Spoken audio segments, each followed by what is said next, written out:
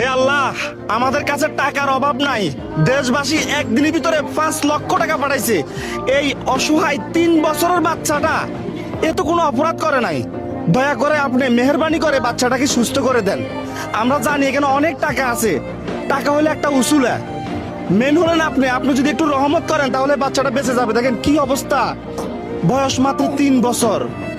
এই 3 বছর নিষ্পাপ বাচ্চা, সে তো কিছু বুঝে না, শুধু কষ্ট পাইতেছে আর কান্না করতেছে। আমরা এখন বর্তমানে চট্টগ্রাম মেডিকেলের সামনে আছি, চট্টগ্রাম মেডিকেল আনছি।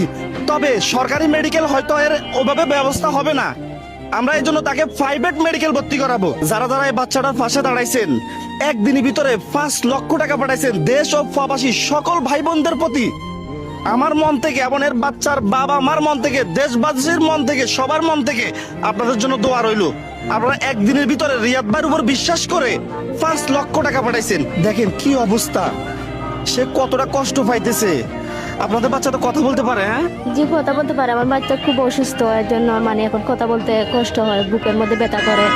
আপনারা সবাই দোয়া করবেন আমার বাচ্চার জন্য। এর এই অবস্থা কতদিন? এর অবস্থা প্রায় 2 বছর এরকম। আর তার এই সমস্যাটা নিয়ে আমরা প্রায় 2.5 মাস ধরে বসে আছি। টাকার অভাবে কোনো জায়গায় নিয়ে যেতে পারিনি। এখন আমাদের কাছে ভরপুর টাকা আছে, টাকার অভাব নাই। তাকে আপনি প্রাইভেট মেডিকেল ভর্তি করান, যেন তাকে ভালোভাবে দেখে, ভালো অভিজ্ঞ ডাক্তার। মানে এক একটা রোগের তো এক এক ডাক্তার হয়। এই রোগের যে ডাক্তার বুঝে শুনে সেখানে ভর্তি করান। হ্যাঁ, সেটা হোক চট্টগ্রাম, সেটা হোক ঢাকা, যেখানে হোক খুব ইমার্জেন্সি ভাবে ভর্তি করাইতে হবে। আপনারা এখানে টোটালি আর লেট করবেন না। নেন, টাকাগুলো হাতে নেন। সবাই আমার বাচ্চার জন্য দোয়া করবেন যাতে আমার বাচ্চা তাড়াতাড়ি সুস্থ হয়ে যায়। আর সবকিছু হয়েছে ভাইয়ার জন্য। ভাইয়ার পাশে না থাকলে হয়তো আমরা এত কিছু করতে পারতাম না, আমার বাচ্চার হয়তো চিকিৎসা করতে পারতাম না। রিয়াদ ভাইয়ের জন্য আসলে আমি কিছু না, আমি হইলাম উসুলা।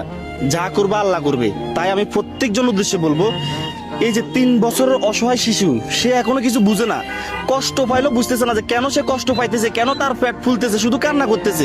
এখন কান্না থামছে হয়তো আমাদেরকে দেখে। তো তার জন্য আপনারা সবাই যে যেভাবে পারেন আল্লাহর কাছে দোয়া করবেন।